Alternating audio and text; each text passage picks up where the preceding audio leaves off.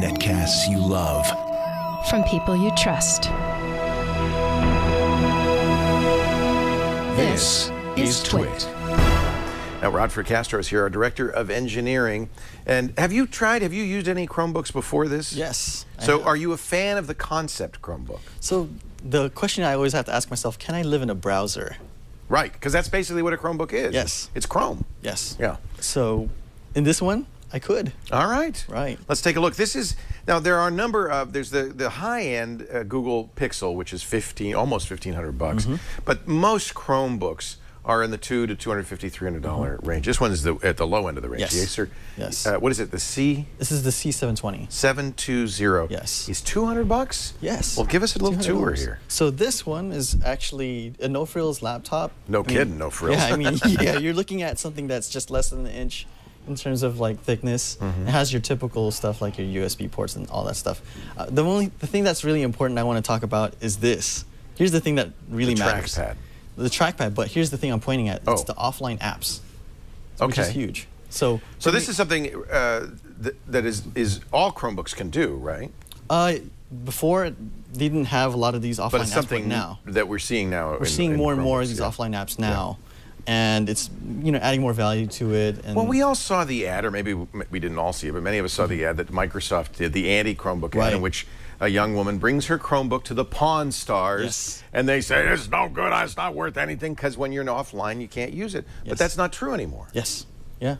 So, well, more and more apps are becoming more offline for the Chromebooks. Right. And we're starting to see things like notes. Before, you could just do things like your calculator offline, but now you can put notes in, you can play a few games. So you can store stuff. Yes. And of course, if you're doing mail, you can do mail offline, but you have to have the foresight to download the mail before you get offline and upload it after you get back online. Outlook, right? So you're bringing stuff in. That's okay, though, if you're used to it. Yeah. What you can't do is surf the internet offline. Of course. But you can't do that on any computer offline. Well, they do have this thing called Pocket, where you actually download the pages. Really? Yeah. Yeah, I guess you're right. Yeah, read it later kind of stuff. So it's actually pretty cool. When you a $200 computer, you're going to make sacrifices. Yes. What are the sacrifices here? Well, obviously without Wi-Fi and things like that. But the other big sacrifice is the fact that this is it's an Intel-based Celeron. Okay. So you're getting a little slower. Yeah, it's a little slower, but you really don't need that kind of power for what you're doing over here. How about the screen? What is that? It's 11.6 inches and it's full HD.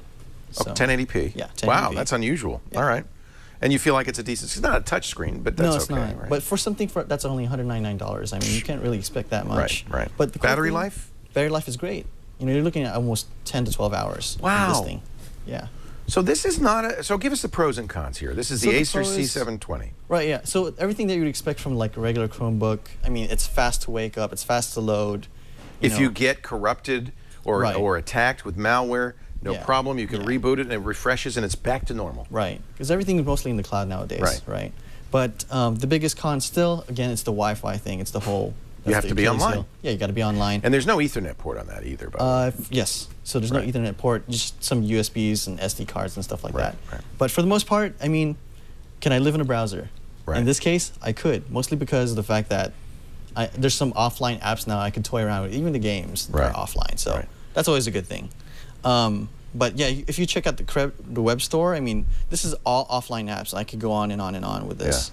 But that's pretty impressive. Yeah. So that's a global improvement to all Chromebooks. Yes. And you think at this point that means the Chromebook is a much more usable product. You know, what I see is a lot of schools use it because it does what kids need to do, which is you could do research, you can write reports. It's got a full keyboard. It's not a tablet.